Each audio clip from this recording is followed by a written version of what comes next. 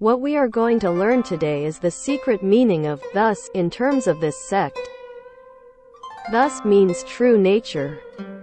What the world-honored one said all his life is to explain the form, appearance, and function of the self-nature. This is the truth of all dharmas, mentioned in the Vajra Prajna Sutra. This is what the Buddha said, and it is represented by one word, the word thus. Nature is like its appearance. Appearance is like its nature. Nature, appearance is not different. Nature is based on theory, and appearance is based on practice.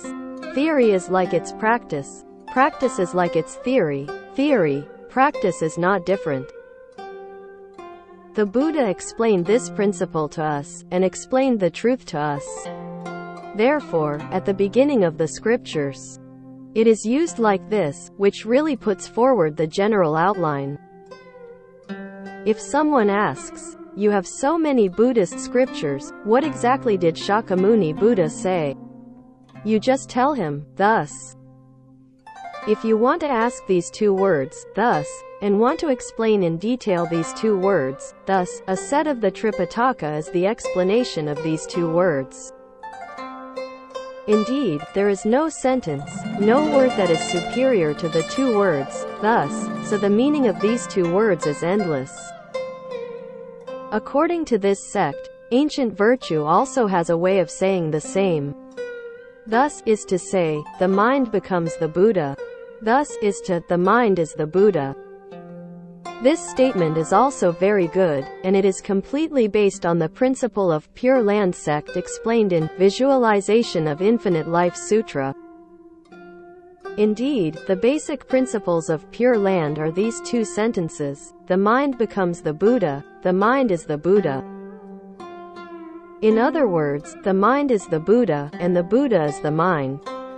Who has no mind? Since you have a mind, the Buddha said, all sentient beings originally become Buddhas.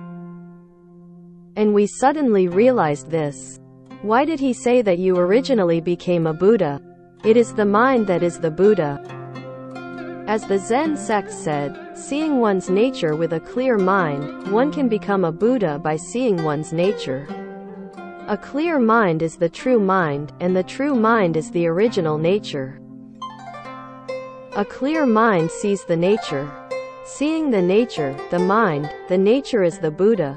The mind is the Buddha, and the nature is the Buddha. Why both mind and nature are Buddhas? Why bother to say two words? Of course, there are two interpretations of the two words.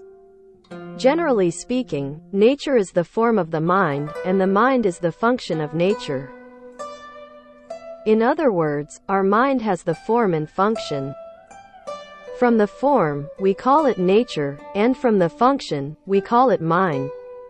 Sometimes the form and function can be described in one word, which can be used to talk about the mind or nature. When the two words are combined, one is about the form and the other is about the function. This is what we must figure out and understand.